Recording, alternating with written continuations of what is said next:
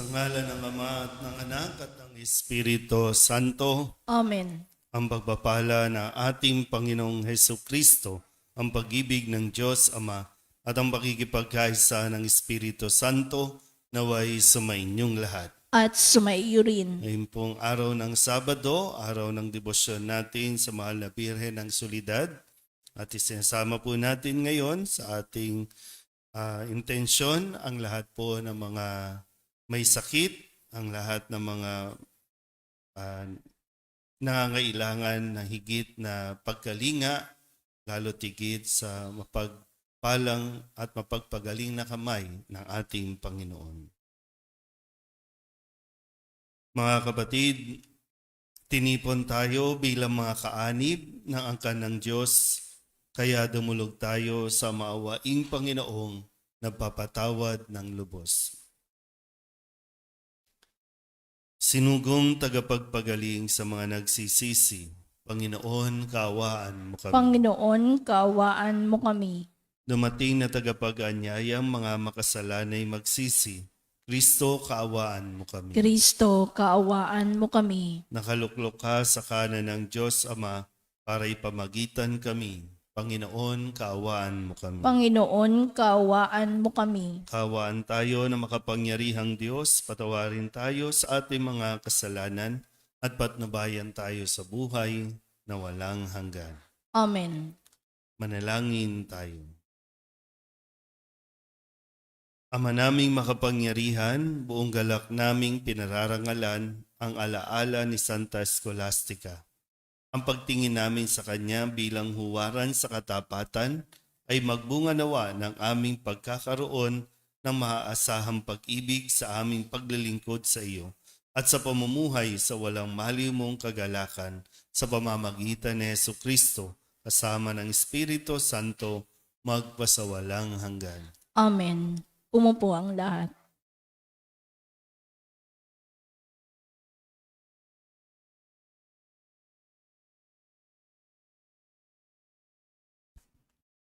Pagbasa mula sa unang aklat ng mga hari. Noong mga araw na iyon, sumaisip ni Jeroboam na kung magpapatuloy ang dating kaugalian ng kanyang mga nasasakupan, malamang na manumbalik ang mga iyon sa angkan ni David. Ito ang sabi niya sa sarili. Kapag ang mga taong ito'y hindi tumigil ng pagpunta sa templo ng Panginoon sa Jerusalem upang mag-alay ng mga handog, mahuhulog uli ang kanilang loob sa dati nilang Panginoon. Si Roboam na hari ng Huda at ako'y kanilang papatayin. Kaya nga matapos mapagkuro-kuro ang bagay na ito, gumawa siya ng 2 toreteng ginto at sinabi sa bayan, "Huwag na kayong mag-abalang umahon sa Jerusalem. Narito, bayang Israel ang inyong Diyos, na humangos sa inyo sa Ehipto." Inilagay niya ang isa sa Betel at ang isa namay sa Dan. At ang bagay na ito'y naging sanhi ng pagkakasala ng Israel. May mga pumunta sa Betel upang sambahin iyong una. Mayroon namang nagtungo sa Dan upang sambahin ang ikalawa. Nagtayo pa siya ng mga sambahan sa burol na naglagay ng mga saserdoteng hindi mula sa lipi ni Levi, kundi ang mga karaniwang tao lamang. Ginawa niyang pista ang 15 araw ng 8 buwan ng taon, katulad ng kapistahang ipinagdiriwang sa Huda. Naghandog siya sa dambana sa Betel sa mga toreteng ginto ng kanyang ginawa roon. At pinapaglingkod niya roon ang mga saserdoteng inilagay niya sa mga sambahan sa burol. Sa kabila ng ganitong mga pangyayari, hindi tumigil si Jeroboam sa kanyang masamang gawain. Patuloy pa rin siya sa paglalagay ng mga saserdoteng hindi mula sa lipi ni Levi. Sinumang may gusto ay ginagawa niyang saserdote ng mga sambahan sa burol. Dahil sa mga ginawang ito ni Jeroboam, kinamuhian siya ng Diyos, ang kanyang sambayan. Ito ang naging sanhi ng hindi niya pananatili sa pagkahari. Ang salita ng Diyos. Salamat sa Diyos. Salmong tugunan ang atin pong itutugon.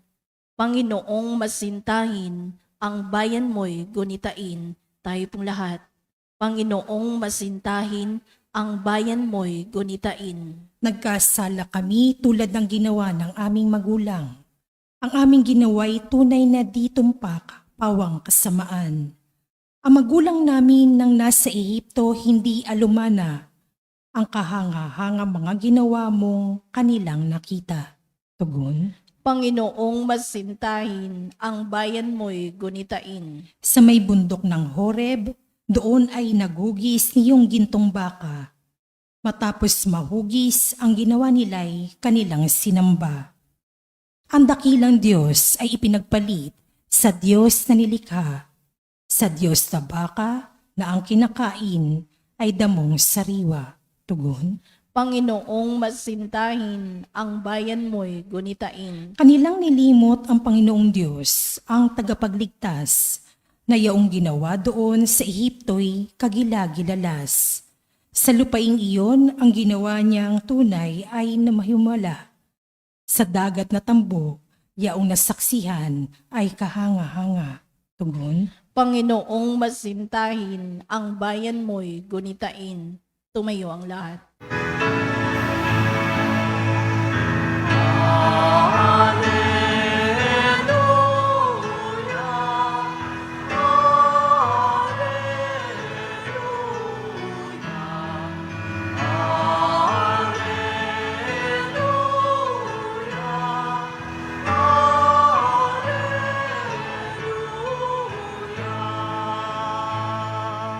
Sumainyo ang Panginoon. At sumaiyo rin. Ang mabuting balita ng Panginoon ayon kay San Marcos. Papuri sa iyo, Panginoon.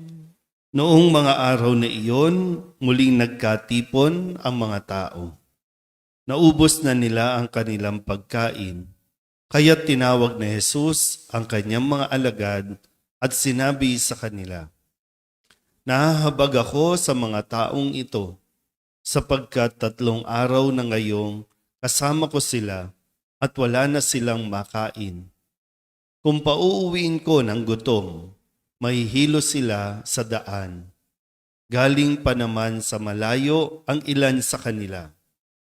Saan po tayo kukuha ng tinapay dito sa ilang para magkasya sa ganito karaming tao?" Tugon ng mga alagad, "Ilan ang tinapay ninyo riyan?" Tanong ni Jesus. 7 po, sagot nila.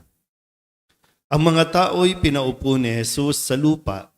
Kinuha niya ang 7 tinapay at nagpasalamat sa Diyos. Pinagpira-piraso niya ang mga iyon at ibinigay sa mga alagad upang ipamahagi sa mga tao. Gayon nga ang ginawa ng mga alagad. Mayroon din silang ilang maliliit na isda. Muli siyang nagpasalamat sa Diyos at iniutos niyang ibigay din iyon sa mga tao. Kumain ang lahat at nabusog. At nang tipunin nila ang mga pira-pirasong tinapay, na lumabis nakapuno sila ng 7 bakol na malalaki at may 4,000 ang kumain. Pinayaon ni Jesus ang mga tao. Saka siya sumakay sa bangka kasama ang kanyang mga alagad at nagtungo sa lupain ng Dalmanuta. Ang mabuting balita ng Panginoon. Pinupuri ka namin, Panginoong Hesukristo. Umupo ang lahat. Isang mapagpalang umaga po sa inyong lahat. Ngayon po ay Sabado ng ika-6 na linggo, ika-6 na linggo sa karaniwang panahon. Ay 5 pala, no? Nandito na ako sa ating kalendaryo. At ngayon din ay kasama po natin sa ating pagdiriwang ang lahat po ng mga may karamdaman lalo tigit yung mga naririto, yung mga hindi na po kayang tumayo, hindi na kayang lumakad, mga nanonood sa online, kasama po kayo sa dalangin na nawa ay ipagkaloob ng Panginoon ang kagalingan na inyo pong hinihiling o ating ipinagdarasal para sa atin po mga kakilala, kapamilya na mga may sakit. At tandaan po natin mabuti, ang salita ng Diyos ay salita ng buhay at ito ang nagpapasigla, nagpapanambalik ng kakalakasan ng isang tao. Kaya nawa, patuloy na kumapit sa salita ng Diyos. Balikan po natin ang ilan sa mga narinig natin mga sinabi ni Kristo upang atin pong baunin at maging gabay. No? At nawa, magdulot ito ng pag-asa sa bawat isa po sa atin. Nung Lunes, may mga tao po na lumapit kay Jesus at kanilang ipinapakiusap kay Jesus na pahipuin man lamang itong mga taong ito kahit sa palawit ng kanyang kasuotan dahil para mapagaling. So, maraming tao ang idinudulog, isinasamo na pahipuin sa damit kahit laylayan lang. Minsan ganun po yung umaabot din tayo sa punto na parang desperado tayo. At dahil sa ganitong sitwasyon, ito yung nagtutulak sa atin na lumapit kay Jesus, hindi lang para sa atin, kundi para sa mga tao na nais natin matulungan. Ilapit natin sila kay Jesus. Lalo tigit, hindi na nila kaya na lumapit. Kailangan nila ng tulong, kailangan ng bubuhan, kailangan ng maglalapit sa mga tao patungo kay Jesus. So yung sitwasyon natin, hindi lang ito, bahala ka na dyan, kundi napapaalala pa rin na tayong lahat ay mayroong pananagutan sa isa't isa. Yung mga malalakas, habang malakas pa, kayo ang tutulong. Yung mga may hina, siyempre, kailangan din tulungan ang kanilang mga sarili.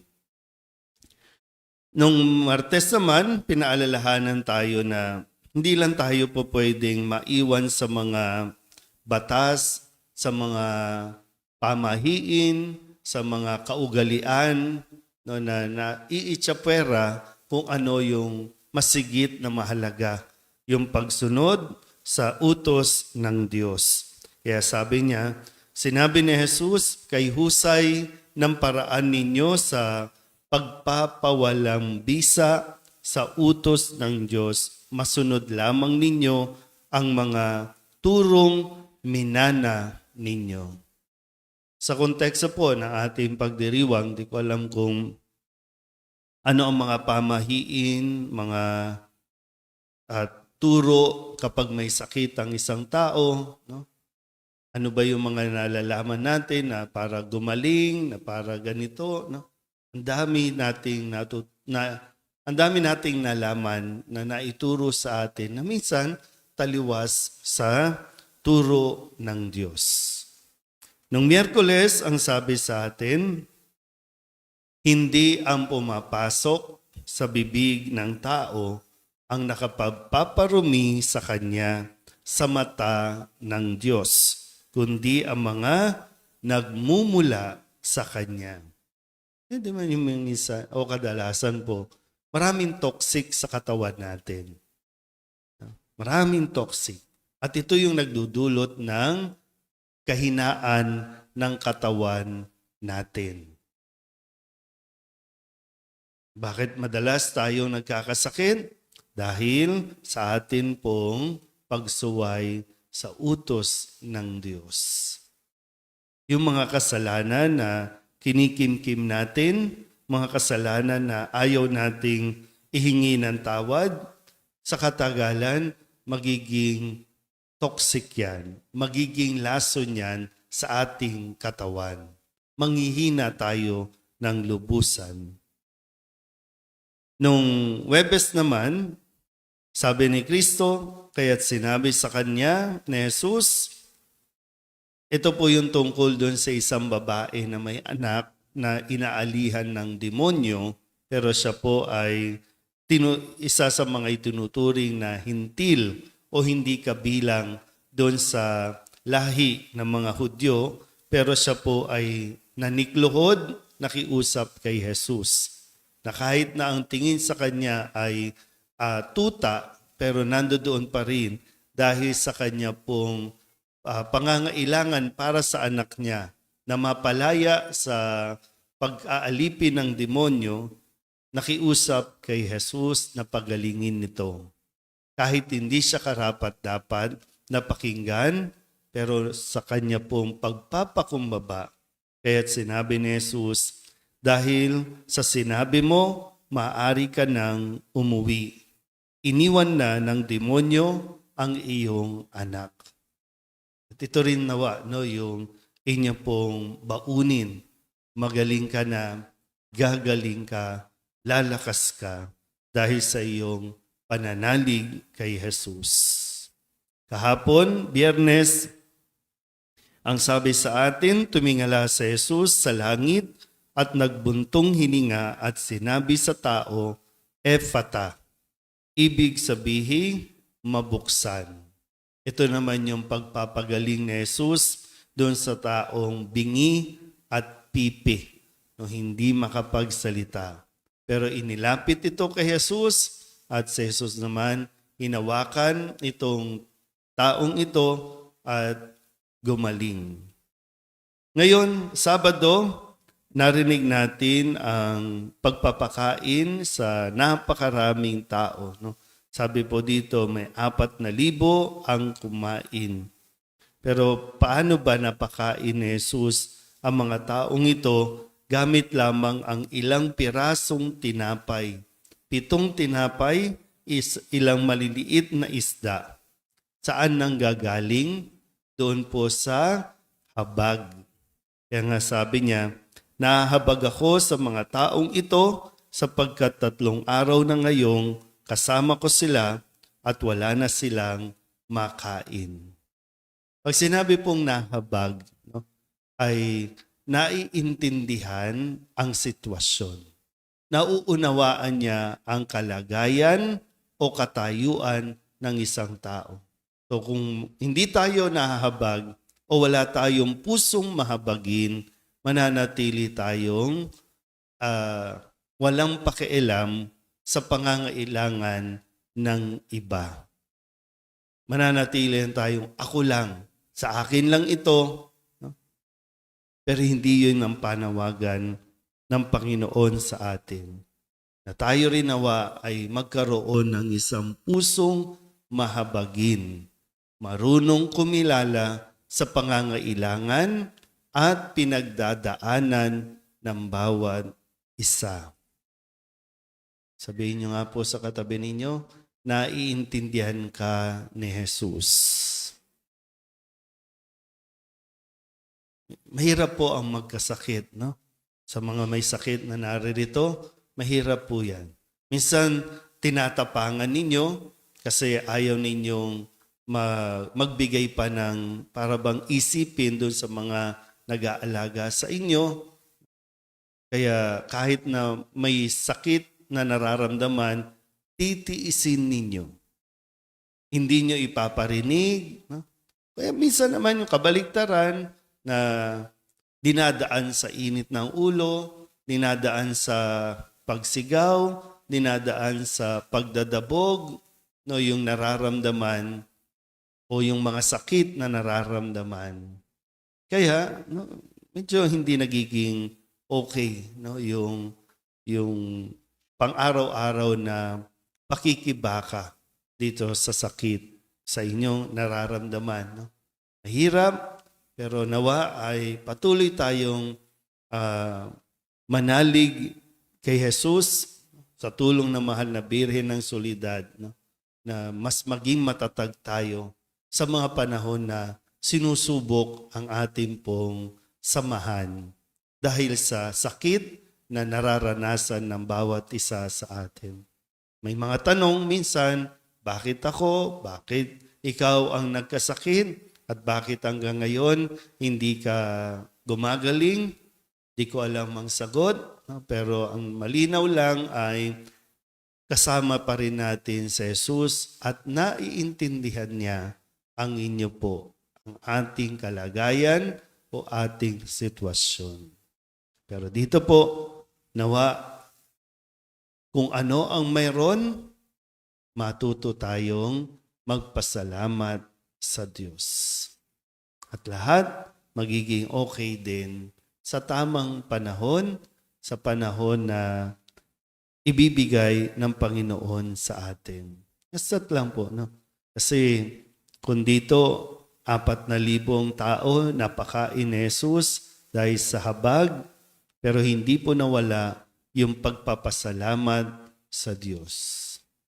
Kung mayroong nararamdaman, kung mayroong mga kakulangan, kagipitan, ulitin ko po, no?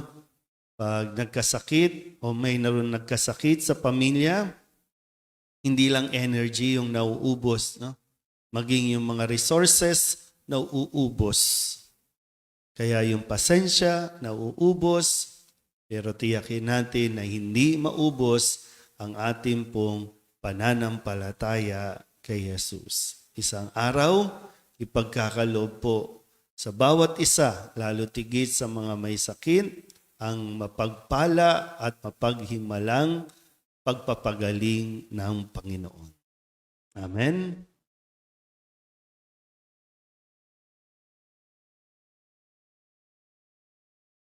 Mahabaging Ama, marapatin po ninyong dinggin ang aming mga panalangin sapagkat nananampalataya kami sa iyong anak, aming Panginoong Hesukristo.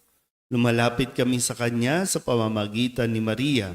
Bilang isang sambayanan, taimtim tayong manalangin at sabihin natin, sa pamamagitan ng Mahal na Birhen ng Solidad, Ama, pakinggan mo kami. Sa pamamagitan ng Mahal na Birhen ng Soledad, Ama, pakinggan mo kami. Sa pamamagitan ng aming binyag, kami ay tinawag mo sa pananampalataya. Naway patuloy kaming tumugon sa tawag ng Mahal na Birhen ng Soledad para sa pagbabalik loob, pagsisisi at pagtatalaga ng aming mga sarili sa Diyos. Manalangin tayo. Sa pamamagitan ng Mahal na Birhen ng Soledad, Ama, pakinggan mo kami. Ama, idinudulog namin sa iyo ang mga pinuno ng aming pamahalaan. Ipagkaloob mo po sa kanila ang katapatan sa paglilingkod at naway kumilos sila para sa ikabubuti ng sambayanang Pilipino, lalo na ang mga nagugutom at naghihirap. Manalangin tayo. Sa pamamagitan ng Mahal na Birhen ng Soledad, Ama, pakinggan mo kami. Ama, inilalapit namin sa iyo ang aming parokya, ang Nuestra Señora de la Soledad, at ang mga samahan na bumubuo nito. Gayon din ang Arkidiocese ng Maynila at ang Simbahang Katolika sa bawat sulok ng mundo. Gawin mo kami masigasig na makibahagi sa mga gawain ng simbahan. Maging bukas palad sa pag-aalay ng sarili, sa gawa at panalangin. At mamunga nawa ang lahat ng ito ng kabanalan, justisya at kapayapaan.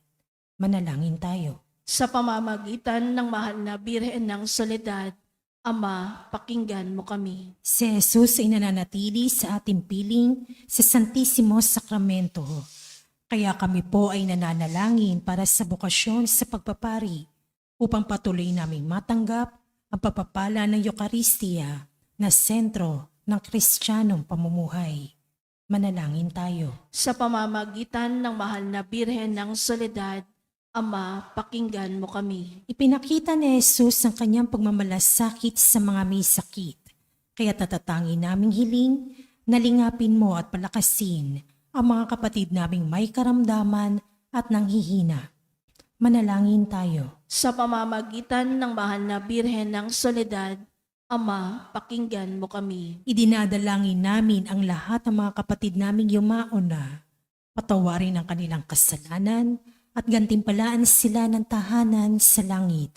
Manalangin tayo. Sa pamamagitan ng mahal na Birhen ng Soledad, Ama, pakinggan mo kami. Bilang ina, ipinakita ni Maria ang mga mabubuting katangian, lalo ng katapatan, pagpapakumbaba, pagsunod at kalinisan, upang hindi maging hadlang sa misyon ng kanyang anak.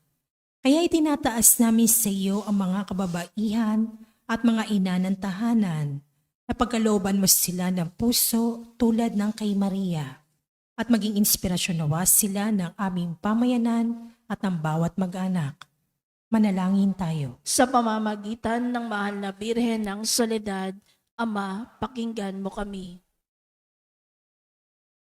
Idulog din natin sa Panginoon ang ating mga personal na kahilingan at mga panalangin para sa ating mga pamilya, kasama ang mga kahilingan ng mga nanonood sa online. Lahat ng mga misang pasasalamat, espesyal na intensyon, mga agarang paggaling ng mga may sakit, at ang lahat ng mga kaluluwa na hinihiling na ipagdasal sa misang ito.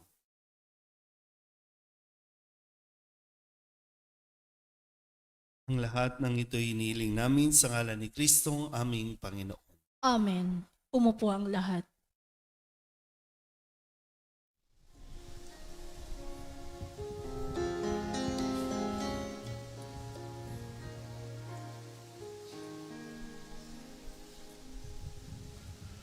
Alay namin aming buhay, bawat gala at lumbay, bawat pangarap naming taglay, sa palad mo ilalagay.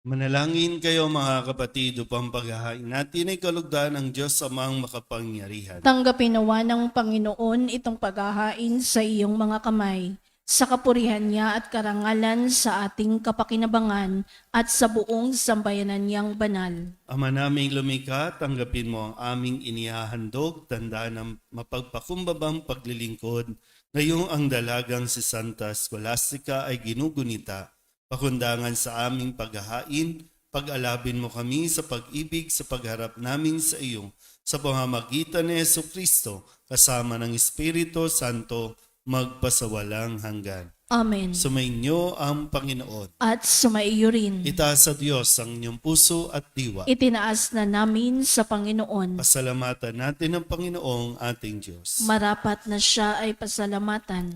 Ama naming makapangyarihan, tunay ngang marapat na ikaw ay aming pasalamatan. Ngayong ikinagagalak naming may mga banal na tao na nagtalaga ng sarili sa anak mong si Jesucristo upang ipamalas nila ang paghahari mo at maakit ang kapwa na manalig sa iyo. Ngayon sa aming ibinibigay ng iyong anak na minamahal ang kabanalang iyong taglay at hangad mong kamtin ng tanan. Ito ang pinanggalingang amin ngayong nililingon. Dito mo rin nais na kami makarating at humantong. Kaya kaysa ng mga anghel ang sisiawid ng papuri sa iyo, na walang humpay sa kalangitan, kami nagbubunyi sa iyong kadakilaan.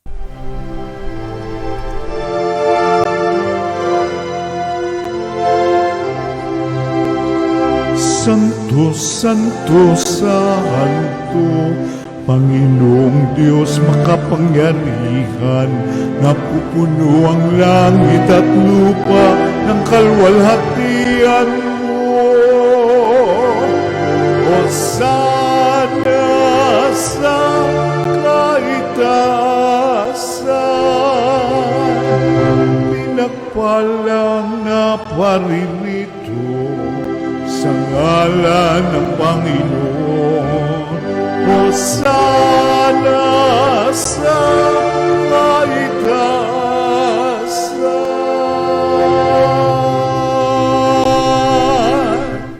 Ama naming banal, ikaw ang bukal ng tanang kabanalan.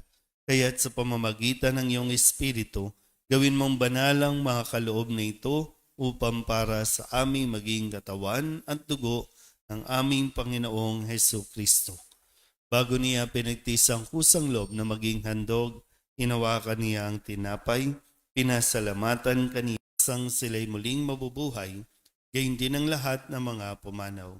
Tawaan mo sila at patuloyin sa iyong kaliwanagan. Tawaan mo at pagindabating kaming lahat na makasalo sa iyong buhay na walang wakas. Kaysa na mahal na Birhen Maria na ina ng Diyos, ng kabiyak ng puso niyang si San Jose. Kaysa ng mga apostol at ng lahat ng mga banal na namuhay dito sa daigdig ng kalugod-lugod sa iyo. May pagdiwang nawa namin ang pagpupuri sa ikararangal mo sa pamamagitan ng iyong anak na aming Panginoong Hesu Kristo. Sa pamamagitan ni Kristo, kasama niya at sa Kanya, ang lahat ng parangal at papuri ay sa iyo, Diyos amang makapangyarihan, kasama ng Espiritu Santo, magpasawalang hanggan. Amen. Amen. Amen. Amen. Sa tagubili naman nakagagaling na utos at turo ni Jesus sa Panginoon natin at Diyos, ipahayag natin ang lakas loob.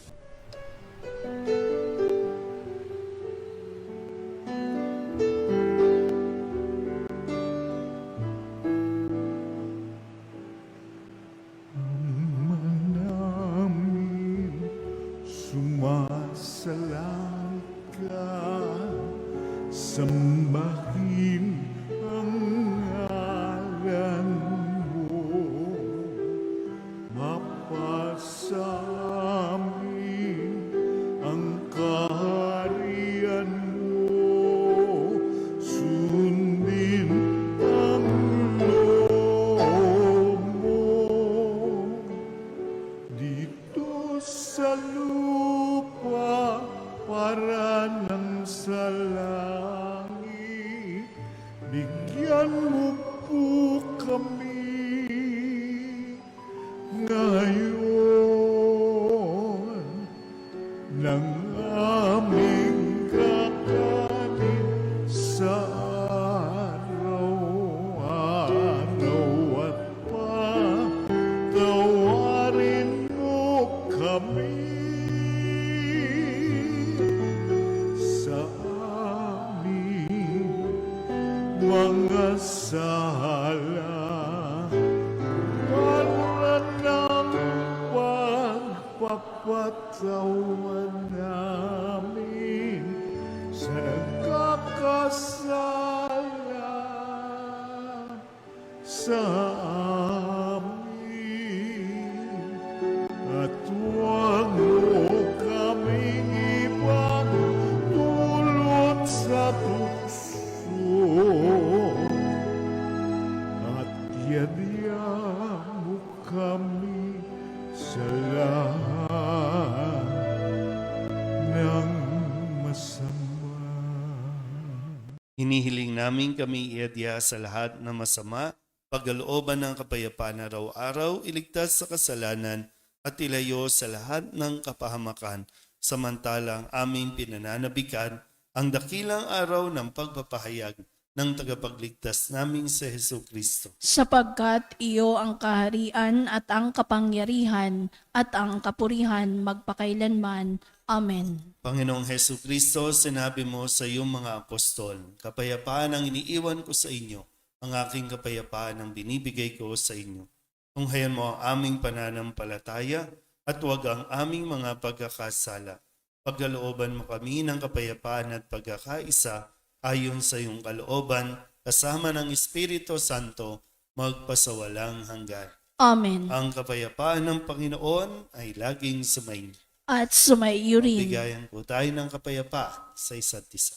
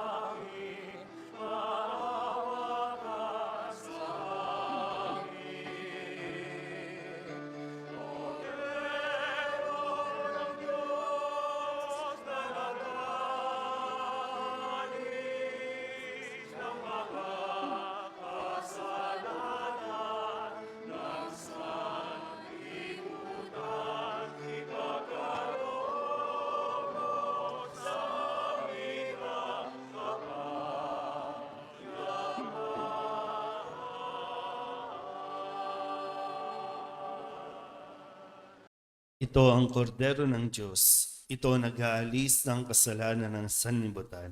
Mapalad ang mga inaanyayahan sa kanyang piging. Panginoon, hindi ako karapat-dapat na magpatuloy sa iyo, ngunit sa isang salita mo lamang ay gagaling na ako. Katawan ni Kristo, Amen.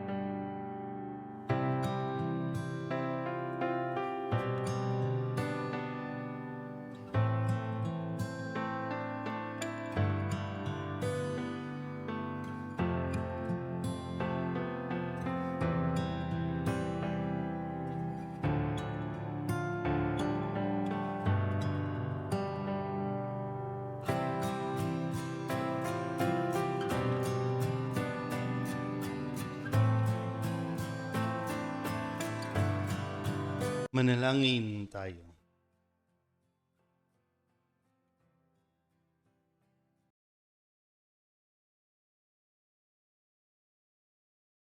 Ama naming mapagmahal, ang aming banal na pakikinabang sa paggunita sa dalagang si Santa Scholastica ay magbunsod nawa sa amin upang maghintay sa pagdating ng iyong anak at makadulog sa piging ng kanyang pakikipag-isang dibdib sa pamamagitan din niya kasama ng Espiritu Santo magpasawalang hanggan. Amen. Atin pong gagawin ngayon ang rito ng pagpapahid ng banal na langis. Sumainyo ang Panginoon, At sumaiyo rin. ang banal na tubig nawang ito ay magpaalala ng pakikiisa sa kamatay at pagkabuhay ni Kristo sa sakramento ng binyag.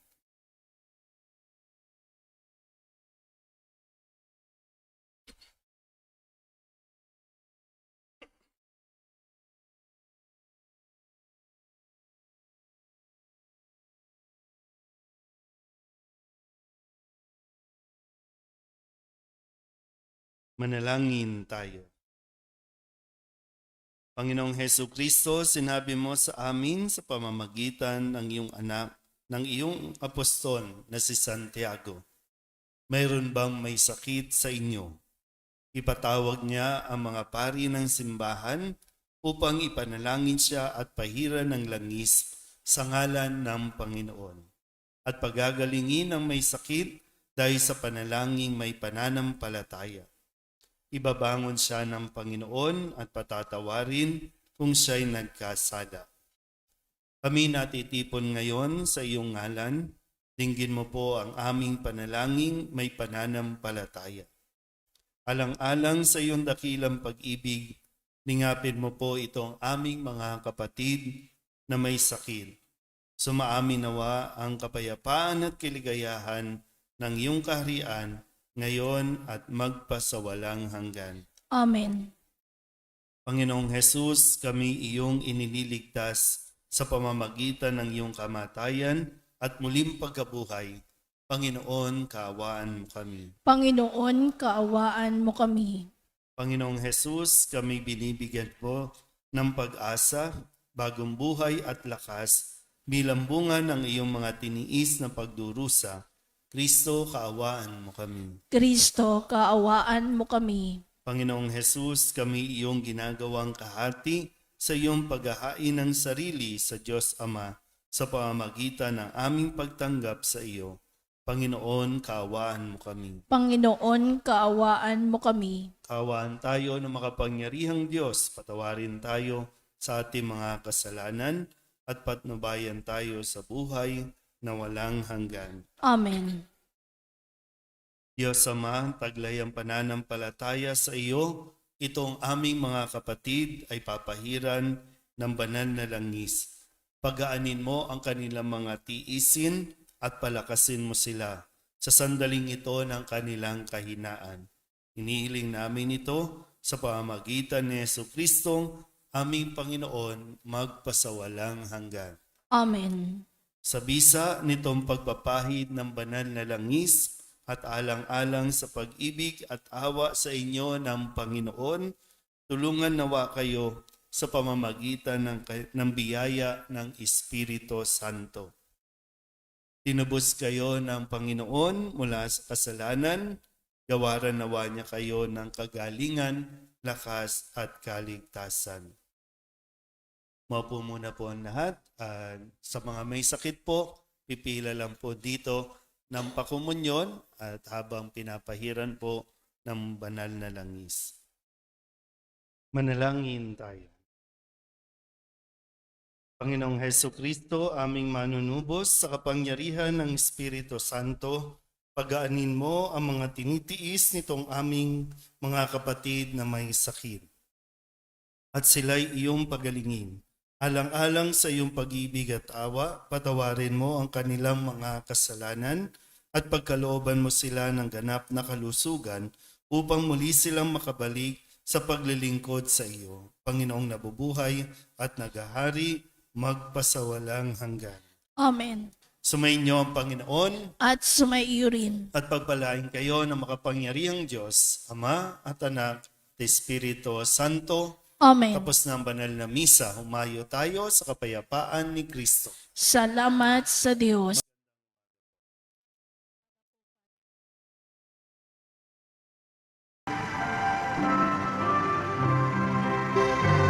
Nuestro Padre Jesus Nazareno, sinasamba ka namin, pinipintungo ka namin, aral mo ang aming buhay at kaligtasan.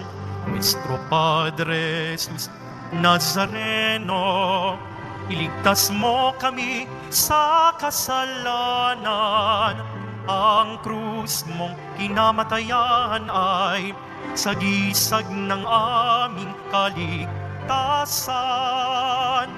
Nuestro Padre Jesus Nazareno, dinarangal ka na amin. Nuestro Padre Jesus Nazareno, nilulwalhati ka namin. Nuestro Padre Jesus Nazareno, dinarangal ka na amin. Nuestro Padre Jesus Nazareno, nilulwalhati ka namin.